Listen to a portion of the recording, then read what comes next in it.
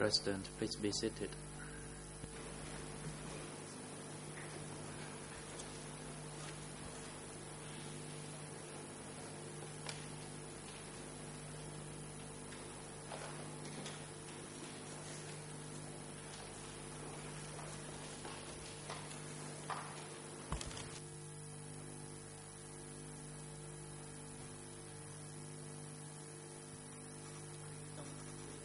I notice the defense counsel is on his feet.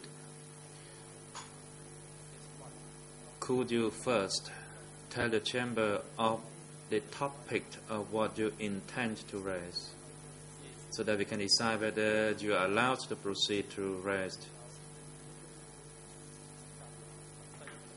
Because now it is about time to hear the testimony of another witness. Please give us the topic of what you want to raise.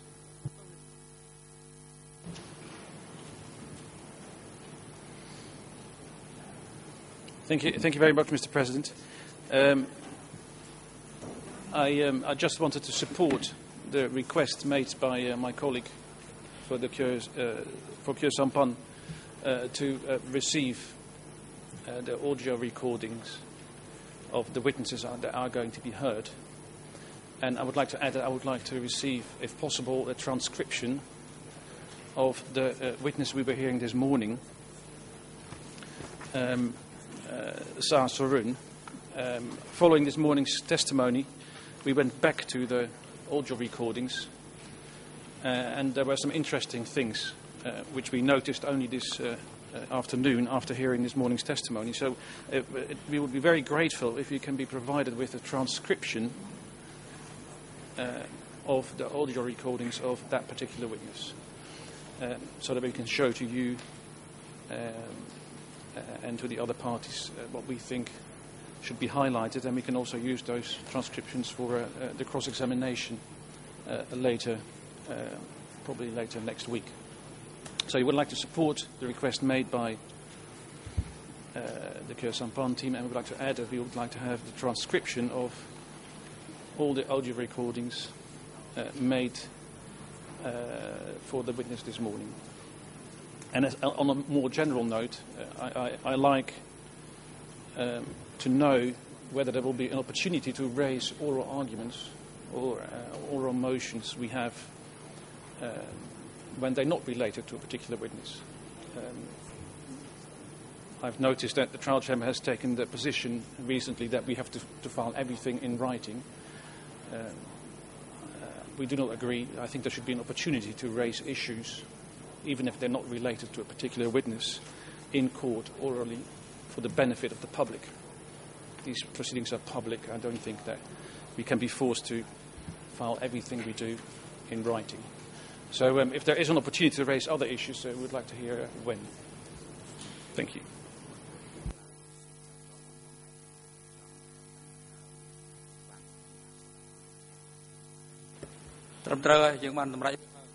The President, as you said, the Chamber has a rule regarding this matter, that is to avoid other parties raising other issues which are not related to the testimony of a witness or to the topic which is being discussed in the courtroom. For that reasons, other unrelated issues that you need to raise or you want to raise, please do it in writing.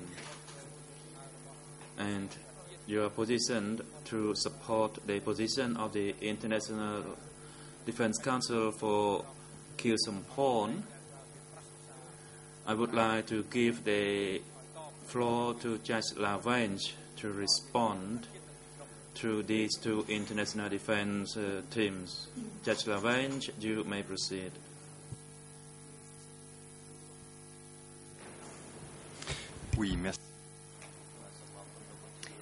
Thank you, Mr. President. In response to the request that was put forward by the International Defense Council for Mr. Khieu Samphan, and to supplement the request that has just been put forward by Counsel for Nunchia, the Chamber has no objections to parties making requests for the transcriptions of audio recordings of witness interviews and that they be translated, but the Chamber does request that such applications be put in writing, and defense parties are requested to identify the exact passages which will be transcribed and translated. They are advised not to make general requests,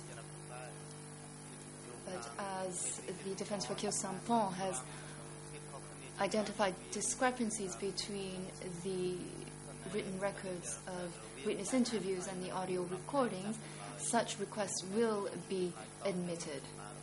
This is therefore the Chamber's response to the request put forward by Defense for Kyo Sampon. The President, Court Officer, could you invite the witness TCW 323 into the courtroom?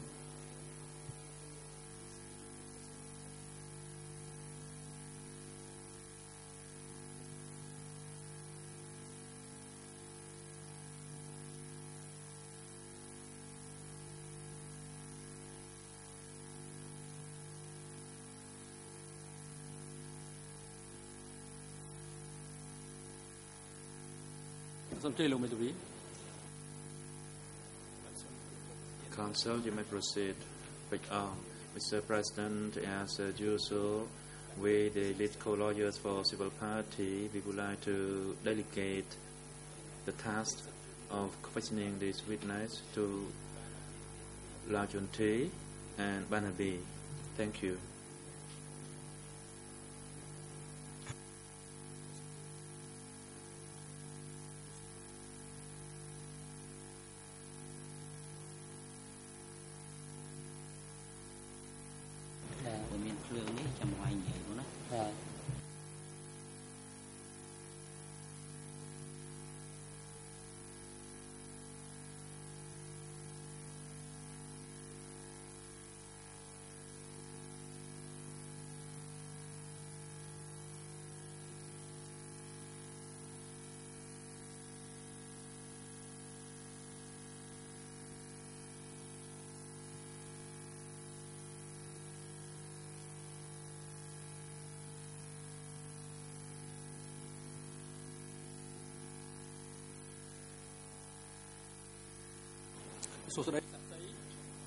President, good afternoon, Mr. Witness. Before you will be questioned by the parties, the Chamber would like to ask you some initial questions.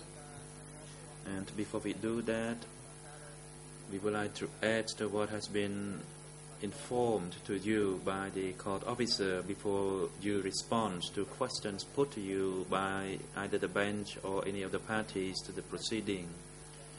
Please pause between the question and answer session, and you need to see first. When you see the red light on the microphone or the red light on the console, then you can speak, so that your voice will go through the system and it will be translated into other languages, as 3 languages are used in this courtroom.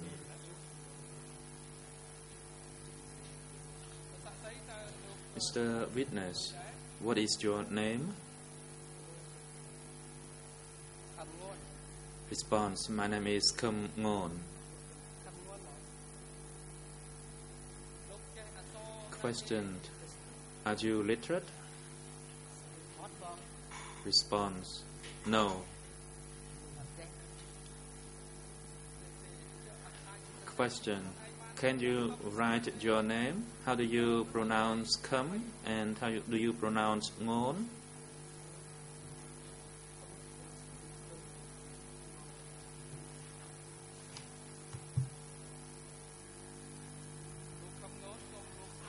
Mr. Kham Ngon, could you please pronounce your surname and your name?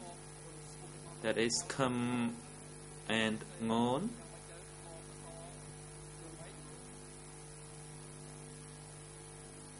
Response. My name is Ngon, Ngoin in English. What about your surname? Kham?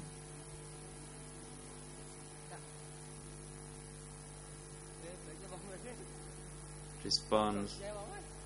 My apology, brother. I forget how to pronounce it.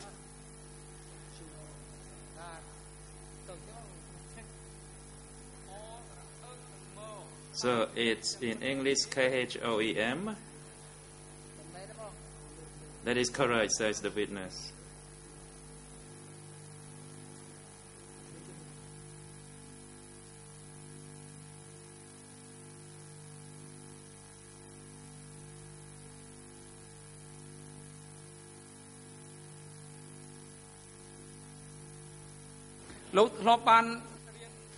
Question. Did you ever go to school since you was a child? Response. No, brother. When I grew up, I left. When I was about 15 or 16 years old. Question. Besides the name Kham Ngon, do you use any other name? In particular, during the revolution movement from 1970 to 1979? Response. No, brother. I only use one name. Question. How old are you, Mr. Kham Ngon? Response. I am 57 years old, brother.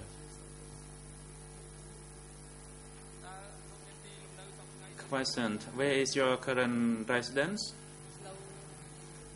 Response. I live in Don Kpo Commune, Boray Chulasa district in Tajang village.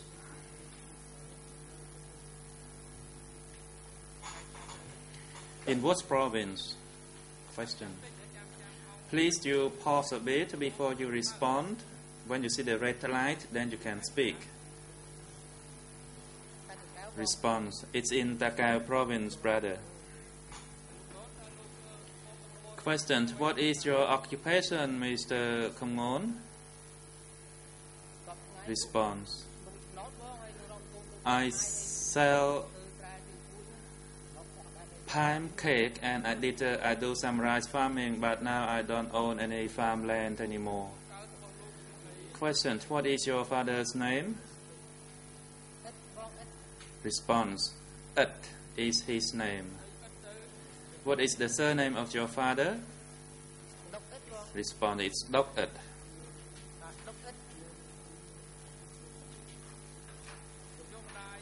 Question. And your mother's name? Response. Her name is Jong Khun. Jong Khun, brother. And what is your wife's name?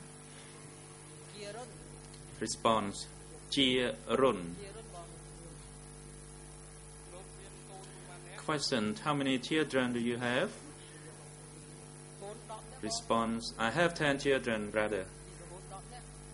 10.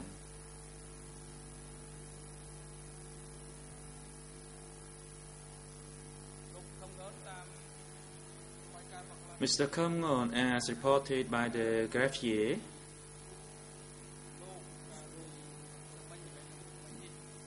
as of yesterday and today, to the best of your knowledge and ability, you have no relation by blood or by law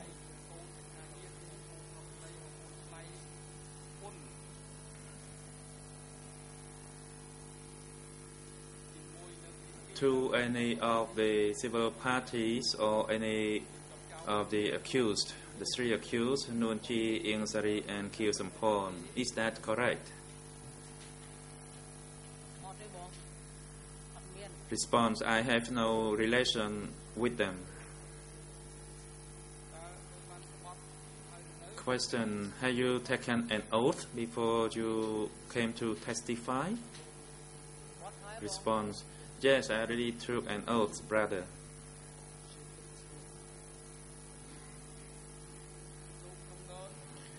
Mr. Khong Ngon, as a witness before this court,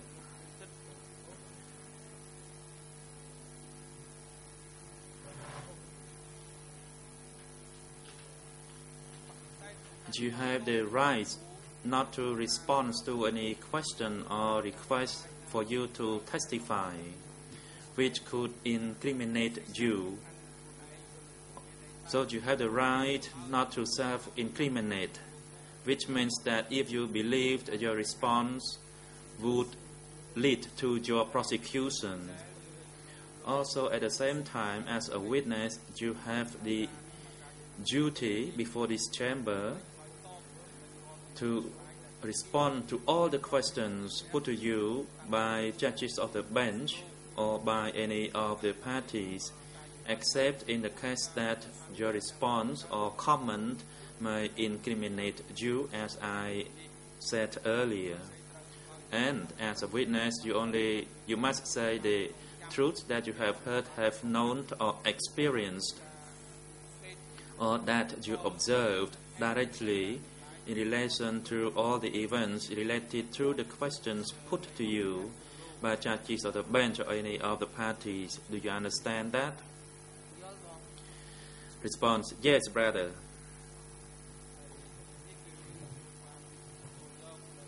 The President: you also is accompanied by the duty counsel, as we have made such an arrangement with the visual unit.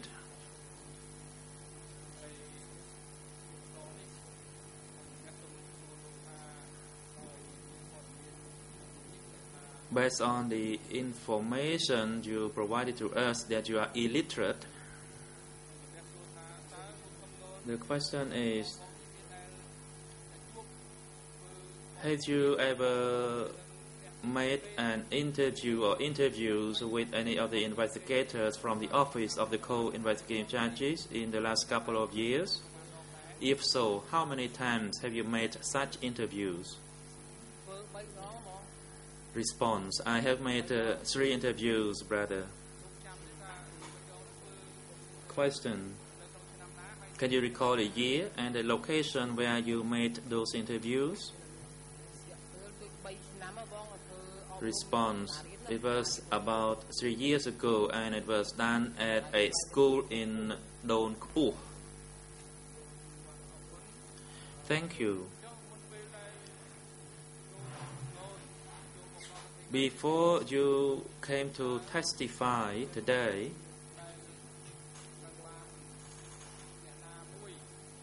have your statements been reread to you? That is, the statements that you made between you and the investigators in order to refresh your memory? Response: Davy read to me yesterday the statements that I made. Yes, all have been done. And of course, I cannot remember all the points, and I'm a bit scared as well. Question: to your knowledge, after having heard the statements read to you just recently, and the statements that were read to you 3 years ago by the investigators,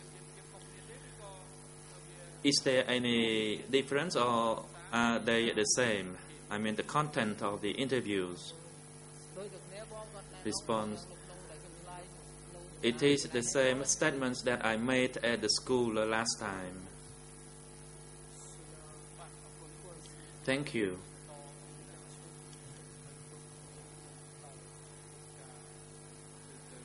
We would like to give the floor now to the prosecution to put question to this witness.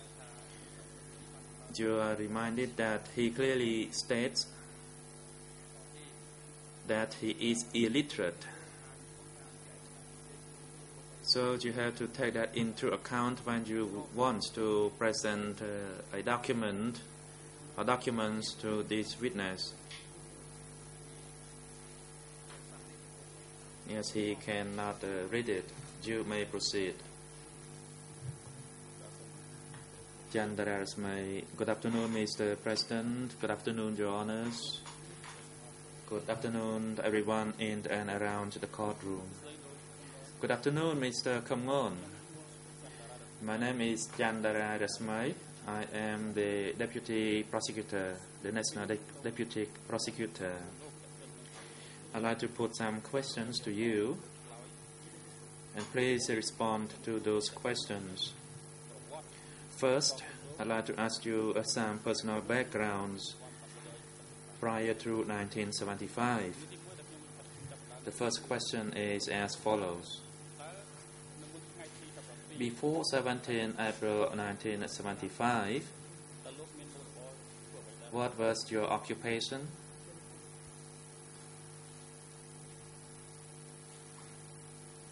Response. At that time, I engaged in rice farming, and also I was a motor taxi driver. Thank you. Question. Where did you live before 17 April 1975? Response. At that time, I was residing in Tajung village.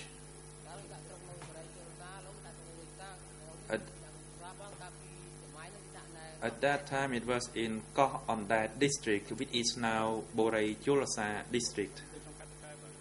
Was it in Taka province? Response, yes. Question, what year did you study at school?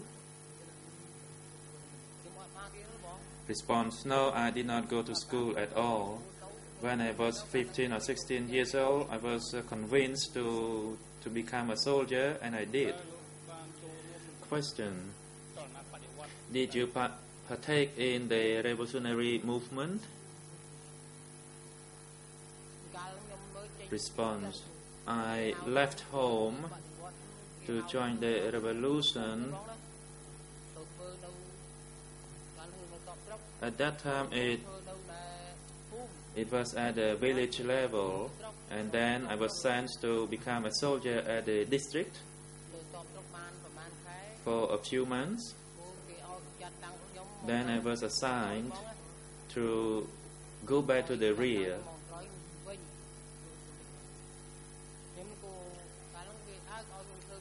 At that time, I was a unit chief. And then I was transferred back from the district to the commune. I was still quite young then. And then I was transferred to the district office. A few months later, I was transferred again to Thon Mont, east of the Taka provincial town. And I was still a unit chief then. Later on, after Taka was liberated in 1975, I was transferred to Phnom Penh. That's when all the towns had been liberated. So there were 6 of us who were transferred from the southwest. But later on, when the Vietnamese entered, we all fled, and I was by myself. I did not know about the fate of other people. I was assigned to stay at the Chinese embassy. When I came to study at the Russian Friendship School near Po Chin Tong, I studied there for 1 week. And then I was assigned to the Ministry of Foreign Affairs. I stayed there not for long before the Vietnamese entered, but I cannot remember all the details. Thank you, Mr. Kam Ngon. How old were you at that time?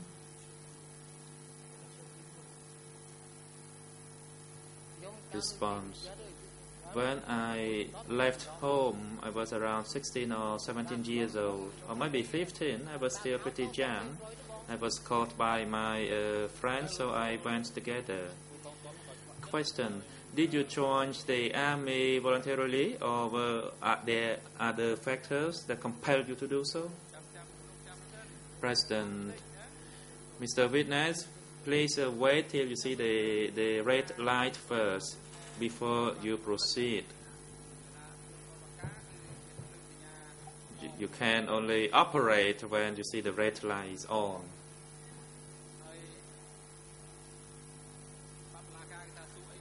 And the rule of the court is that answer to only the question or the points that you are asked.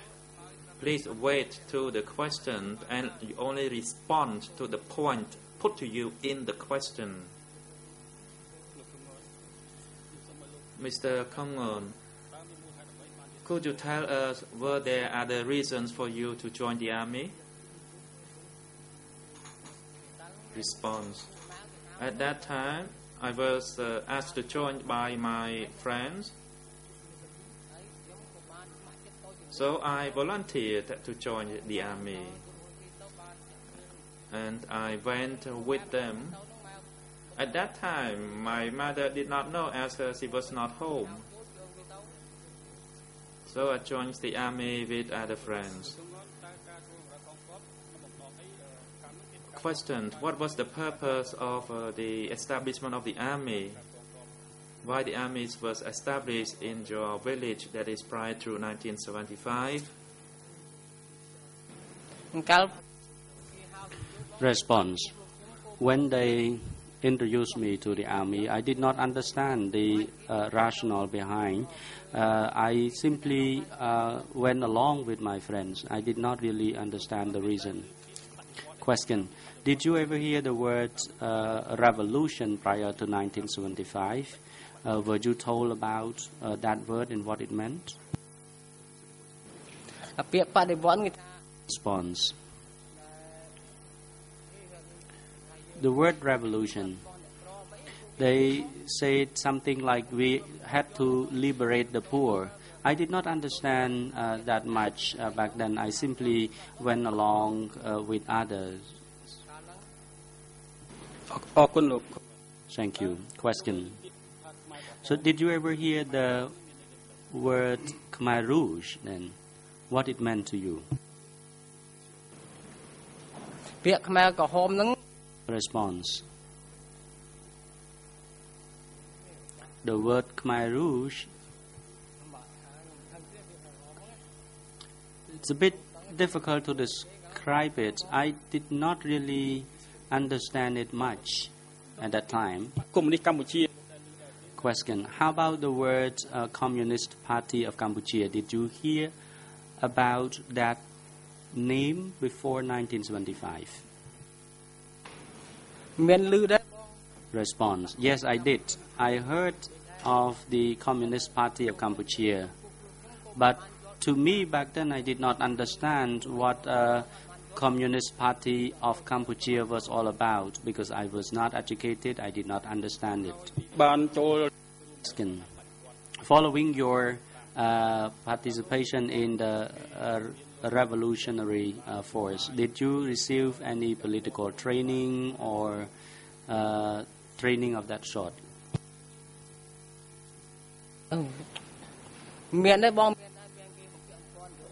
Response. Yes, they did introduce political training to us.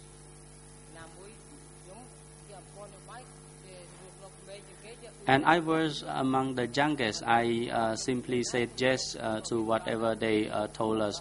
And I did not raise any idea at all during the training because I was too young. And Choi was the one who convinced me to the meeting. Question. What were the substance or points in the trainings?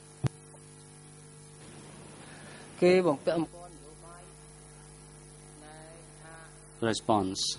In the political training course, They told us that whenever we met with the guest, we had to be disciplined, and we must not consume the drinks left after the guest. Question. Before 1975, you received political trainings. How often were the political training conducted? And where was the training course held?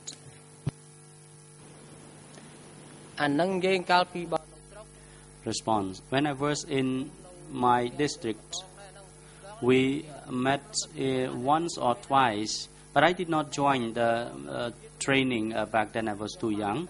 And later on, I attended training here and there, but in terms of meeting with other senior leaders, I did not meet them. They normally convened the members of the youth league.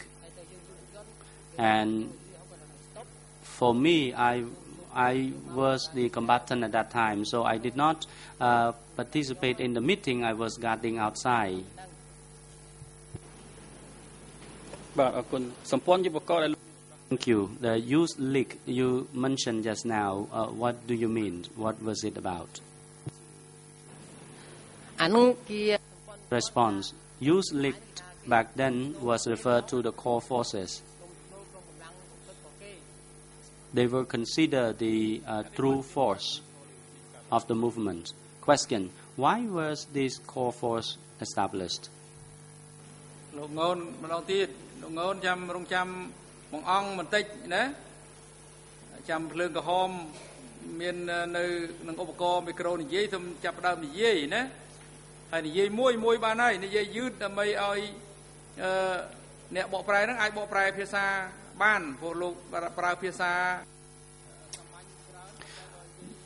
Mr. Ngon, please be reminded that you should wait until you see the red light is on, and please slow down for the record as well.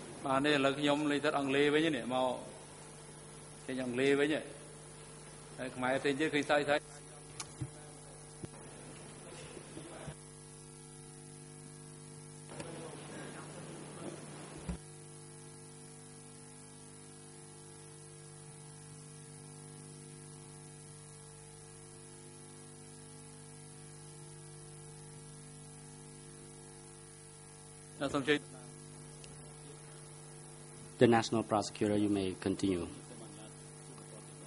Thank you, Mr. President. Mr. Kham Ngon,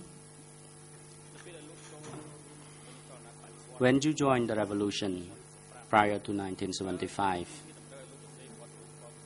were you required to write your own biography? Response, yes, I was required to prepare my own biography.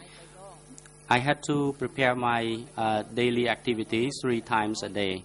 And I was not literate, so I asked my friends who could read and write back then to prepare my biography.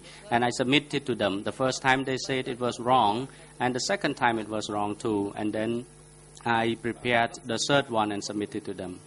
Question. What was the substance of this biography? What were the main points in the biography?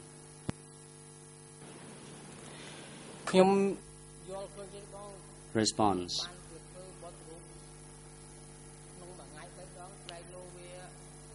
I had to prepare 3 times a day because I had to prepare it because I had to tell them that I was not related to anybody, and I was afraid that my relatives back home was arrested also.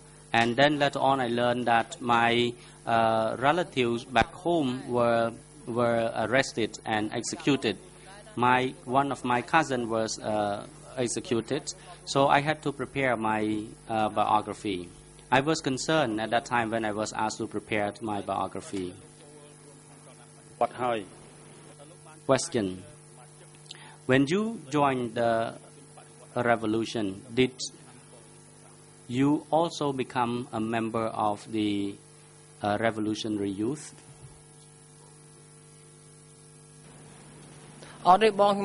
Once, no, I was a combatant. I was merely a combatant. Question: did you become a member of the Communist Party of Cambodia? No, I didn't. As I said, I was barely a combatant. Question: after you joined the revolution, were you ever forced to comply with the political discipline or rule of the party?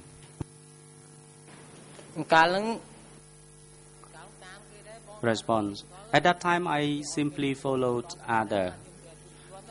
I assumed some leading position as well, but it was among the combatants. I did not know much about other things.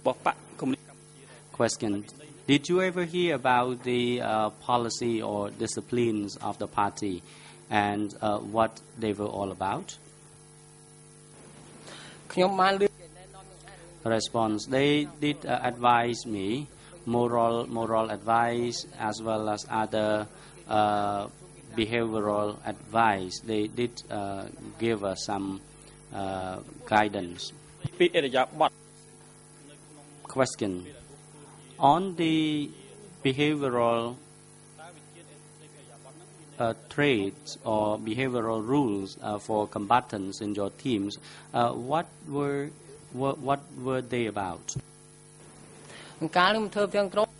Response: at that times I was the team leader, but I dare not order others because I also listened to the orders from others. They simply told me to guard in this place or that place in the meeting.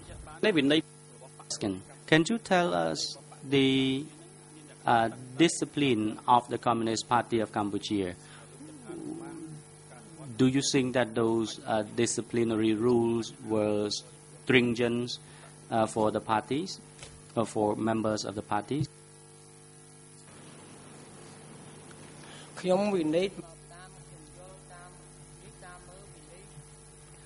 Response: to my understanding,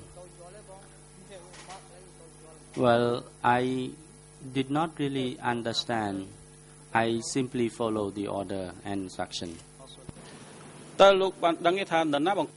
Question: do you know who issued the order for the implementation of the party's policy prior to 1975?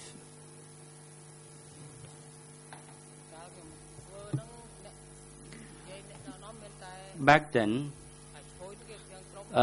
Choi was the commander of the battalion, and he was the one who administered the order. Question: on policy of the Communist Party of Cambodia, do you know who conducted the training on policy of the Communist Party of Cambodia? Response: if it was in the southwest zone, I never attended, but I heard that Tamok was the one who conducted the trainings, and he also provided training concerning military affairs as well, but later on I did not know. And my relatives were also executed during that time. My father-in-law was executed, and they did not trust me. That's why they removed me. Question: what was the reason for the mistrust on you?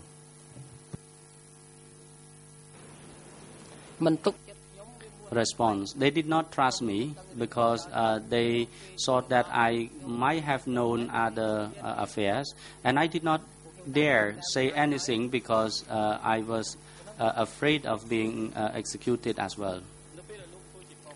Question: when you were in the army and then you became a messenger, you were also a member of the militiamen. So in implementing your role as either the messenger or militia or soldier in the army, were you ever forced to do certain things? Or what were the things that you were prohibited from doing?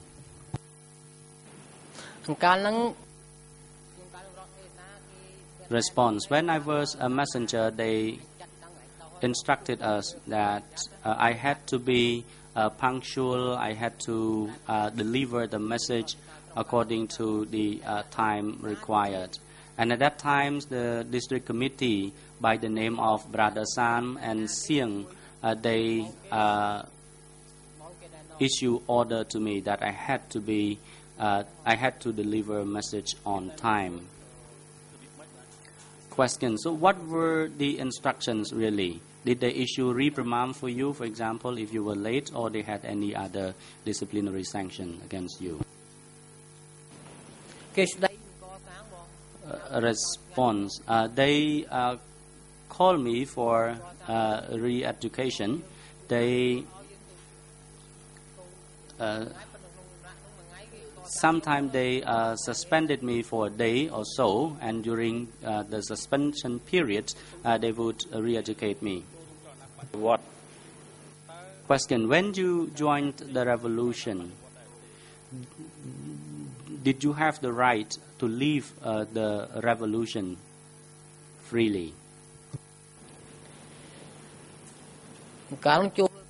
Response: when I joined the revolution, I actually wanted to leave the revolution as well, because at that time there were a lot of instruction, and I knew that my relatives also had problems, and I myself had a problem as well, and I was about to leave the movement as well, but I could not because I was afraid that my relative would be terrified or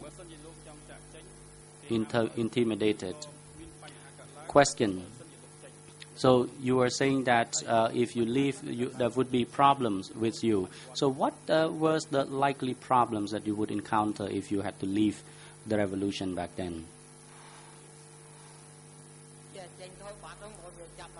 Response: I merely wanted to leave and just flee for my life, just to ensure that I am not arrested, or if I was arrested, then my life would be at real risk. Question: when you were in the revolution, were you free to come and visit your family members? Response: no, I was not allowed to leave for visit our family. It was my own impression, I said. I think I was not allowed to come back home because they were afraid that I would learn about the situation back home. Question: when you were a messenger or militia, were you free to practice religious belief or so? Response: no, at that time religious practice was not allowed. We were not allowed to practice any religious ceremonies. As you may know, that even currency was abolished. Question: why do you think did they not allow people to practice religion? Response. I do not know. I did not understand at that time. I did not understand. Question. Did you ever hear the words class struggle? And if you did, what it really meant? Response. I heard of the word class struggle at that time, but I heard it from the words of mouth. They encouraged us that we had to continue our class struggles, but I did not really understand. I simply followed others. Question. Did you ever hear the words political line of the Communist Party of Cambodia? A response. I heard of the words. Question. What did it mean? Response. I actually did not understand it much. I cannot explain it. I did not understand it. I think I was not knowledgeable about it. Question. What about the word ideology of the Communist Party of Cambodia? Did you ever hear of the words? The President, the National Council for Mr. Ieng Sari, you may proceed. Council Angadam. Good afternoon, Mr. President, Your Honors. I do not object, but I note that the questions and answer is simultaneous at times. I would like to ask that the prosecution pause a bit between question and answer. That will facilitate a lot for recording. For Cambodian speaker, I believe that it is not an issue, but for listener of other languages, there might be an issue. The President. Thank you. In addition, a prosecutor should be reminded that the witness cannot read and write. So the words you use in your questions might be maybe of high genre that may be difficult to comprehend by the witness. And in addition, the key points that you ask the witness doesn't appear to respond to that question. So the prosecutor should reframe the questions that is compatible with the ability of the witness. We cannot simply ask the question for the sake of asking question. We have to ask the question that will ascertain the truth. Mr. Chandra Resmay. Thank you, Mr. President. I would like to continue my question. I would like to move on to my second part of the question concerning the national structure before 1975. On this particular point, I would like to ask for your elaboration.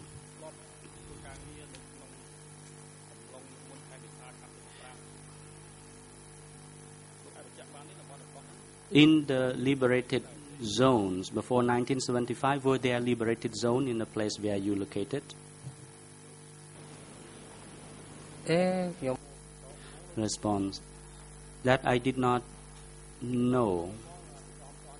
I did not know the liberated zone, but I heard the word liberation or liberated zones at that time. Question. Do you know the Takeo downtown area?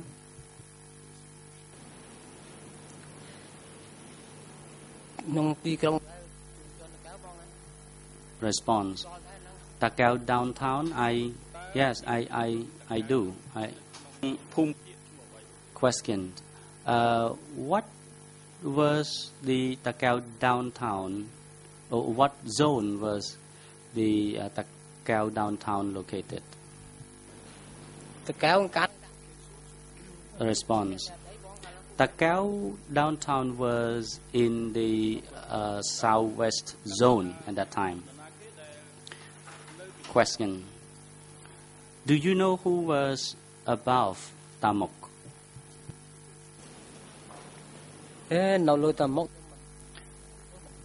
Response. That I did not know because I was rank and file soldier. I did not know those who were at the upper level. Question.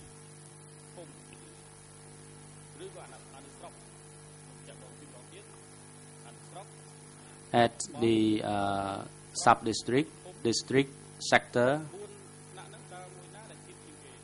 of this hierarchical administrative structure, which level is the lowest?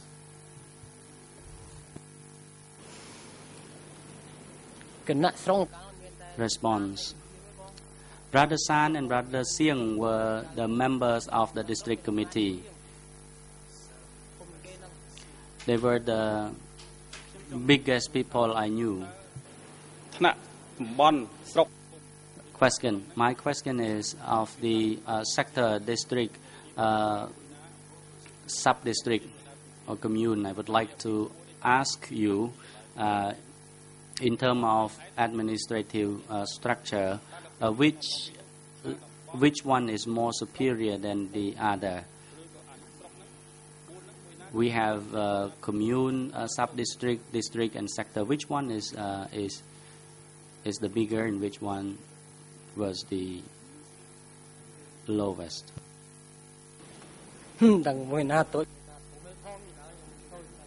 Response. I did not understand back then. I cannot respond to this question because I was knowledgeable. When I was young, I did not know much, and even if I am at this age now, I don't understand much about that either.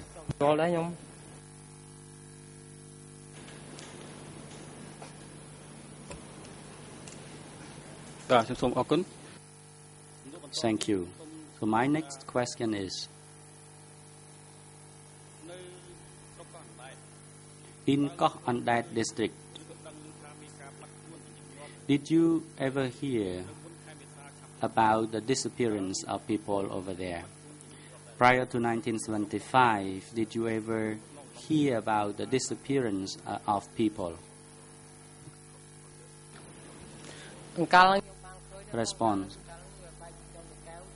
When Takao was defeated, people were sent to the back, and I was the district soldier, and I noted that people were being transported or pushed backwards. I did note that people were transferred backward.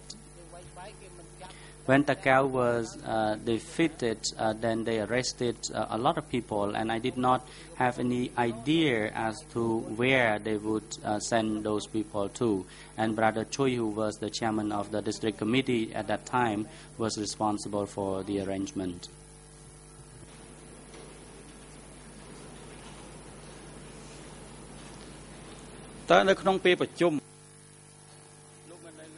Question. During each meeting, did you hear about the word enemy or traitors?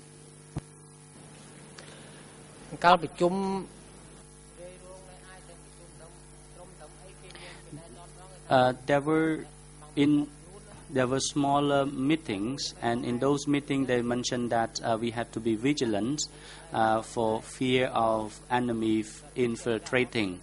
And I simply had that idea in the back of my mind, but I did not know much.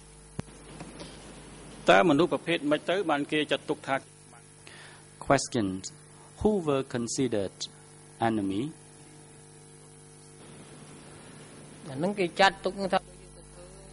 Response.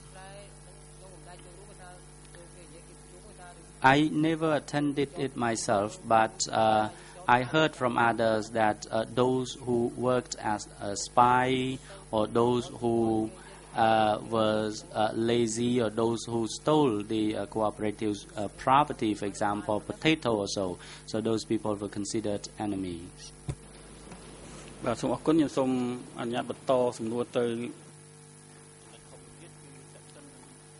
question. So I would like to move on to the next topic on the evacuation of people out of Takao province. I would like to know about the evacuation of people in Takao province. Was there evacuation of people in Takao province? And if there was, when did it take place?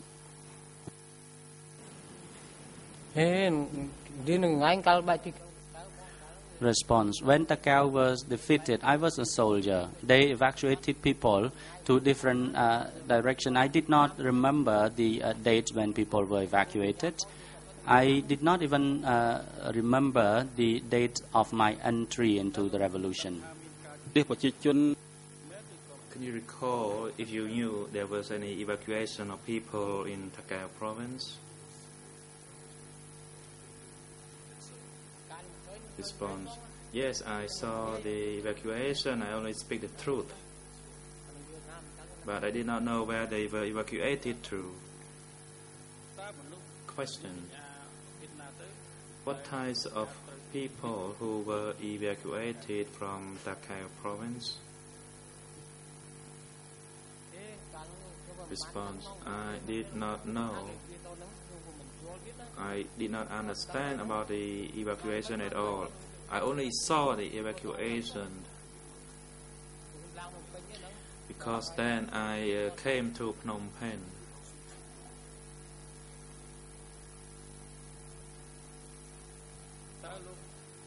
Question. Did you ever hear about the plan for the evacuation? At what level that they planned for the evacuation?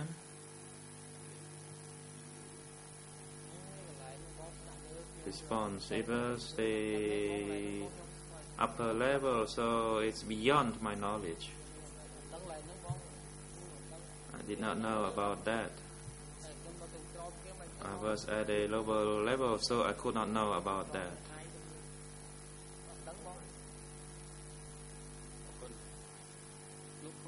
Question. Mr. Kangon, the evacuation of people, was it for everybody? Men, women, children, including the Jam or the Islam people? Can you tell us? Response. I could not know clearly at the time. People were evacuated and I myself was also afraid, so I did not just stand around and see who were who at the time.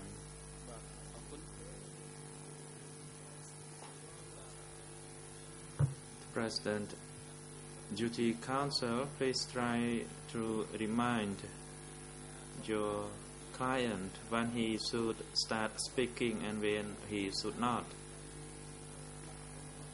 Sometimes he still speaks before the microphone is on, so that what he says cannot go into the record if he speaks before the microphone is on. Mr. Kamngon, I continue my question. On the 17th April 1975, where were you?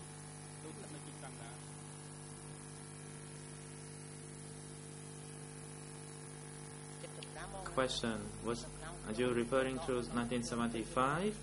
In 75, I was transferred to Phnom Penh after the liberation. Question. Why were you transferred to Phnom Penh?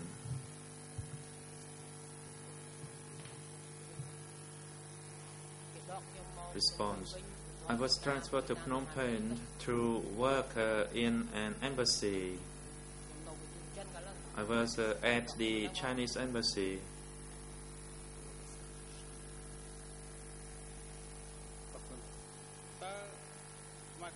Question. Did the Khmer Rouge or the Khmer Rouge soldiers, in what year did the Khmer Rouge or Khmer Rouge soldiers liberated Takao province?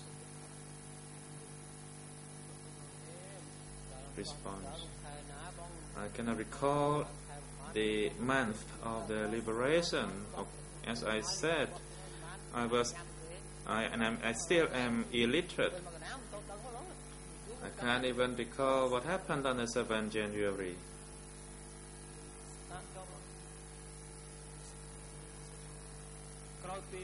Question. After the liberation of the Takeo provincial town, were people immediately evacuated from the province? Response. People were evacuated, and as I said earlier, the soldiers were transferred out, and those people who were evacuated, they were led by other people.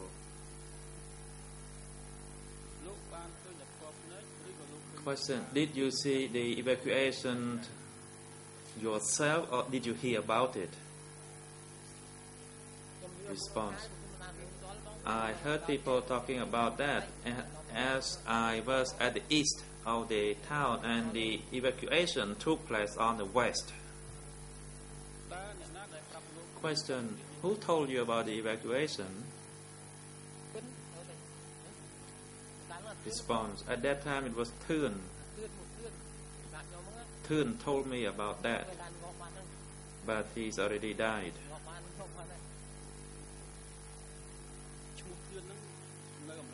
Question. What was his role? What was Thun's role at the time? Response. He was just a combatant and nothing else. He was like me.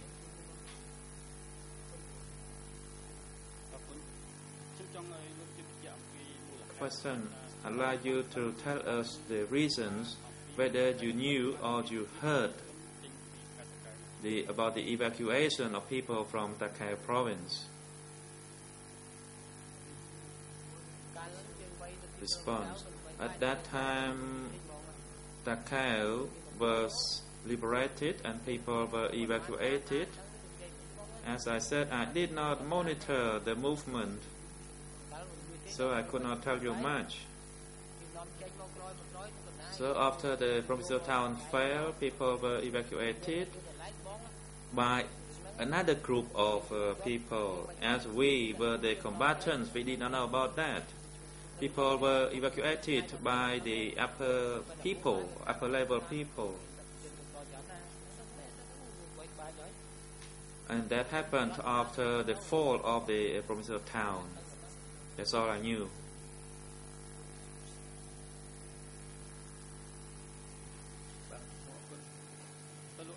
Question. Can you tell us, when people were evacuated from the provincial town of Takeo, how did they leave? Did they go by car, on foot, or by boat? Response. After the fall of the town, as I was told, they went on foot. But I myself was not sure whether some people were boarded on a truck or something, but it was likely that they went on foot. I did not see, only heard about that. So let me make it clear, I did not know whether some of them went on trucks or they went on foot. But I believe that they went on foot and they walked for a long distance. The President. The prosecution, you are reminded to put questions related to the relevant facts.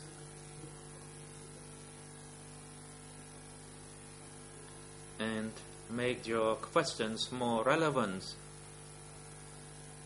to the facts outlined in the closing order. And that applies to both the locations and the timing.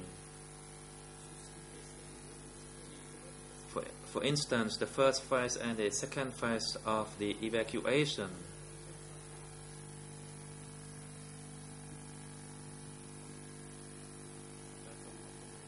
Thank you, Mr. President. Now I move on.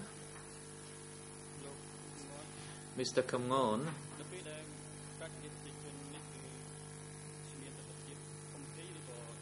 Was the evacuation of people in large or small scale?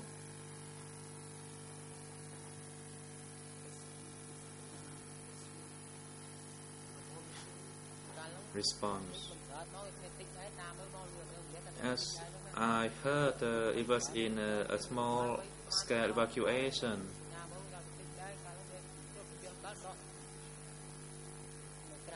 Because a lot of people already had been moved out from the east. And as we, the soldiers, we were also relocated, so there were not many people in the town. Question. During the evacuation, what type of situation did you observe or heard of?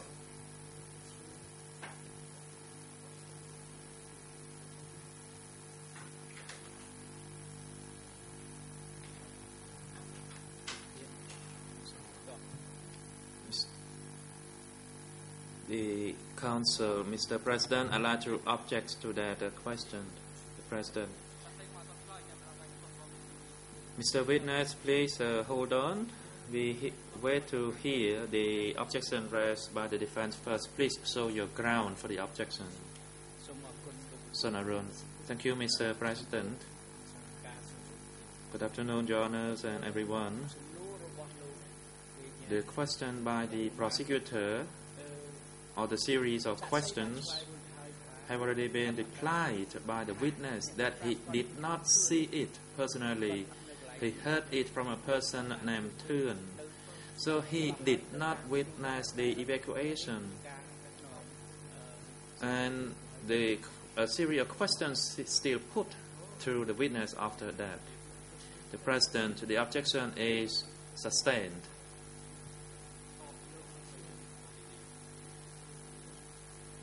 The witness, you do not need to respond to this question. The prosecution, please move to another question and make your questions more relevant to the facts alleged.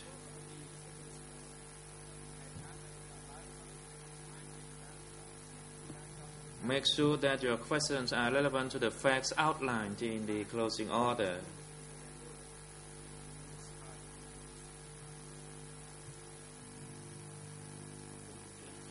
Thank you, Mr. President.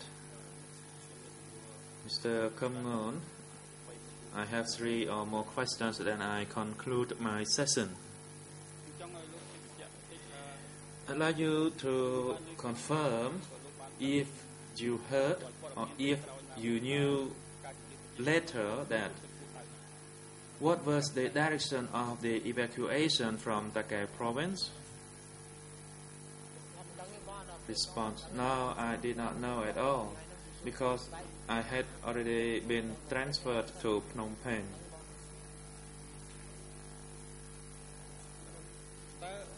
Question.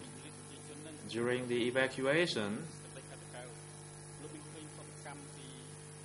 did you observe the reaction or any reaction to the evacuation, or did you hear about the protest by the people or by anybody? Response. After the fall of the provincial town, I was already transferred to the rear, so I could not know.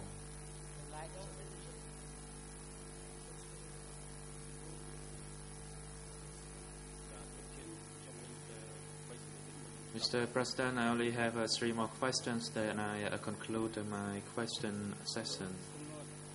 Mr. Kumngon, could you tell us, during the evacuation of people, those evacuees, were they required to write their biography? Did you hear about that, or did you ever witness it?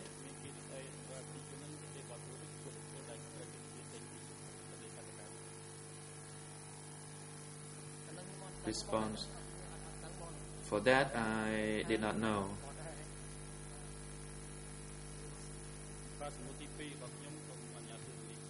Question.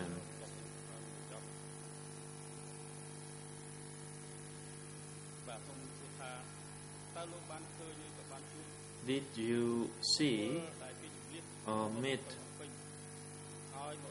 any evacuees to Phnom Penh who were evacuated to live in Takai province or Koh Ondai district? Response. When I returned to Phnom Penh, I worked in Phnom Penh until the arrival of the Vietnamese. So I did not know of what was happening at the Takai province. This is my last question, Mr. President. Mr. Kham Ngon, can you tell us about the condition of the evacuation of people if you knew or heard about it? What was the living condition of those people who were evacuated? Response. I didn't know about that. I didn't know at all because I did not see it. Thank you, Mr. President. Due to the time limit for my session, I conclude my session now, and thank you, Mr. Kham Ngon, for your time. And Mr. President, I'd like to seek your permission for my colleague, Mr. Vincent de Waal, to continue questioning this witness. The President, the time is appropriate for the break. We will take a 20 minutes break and shall resume at 3 p.m. Court officer, could you assist the witness during the break? As well as assist the duty counsel and have them back here in the courtroom at 3 p.m. សូមក្រោកឈរ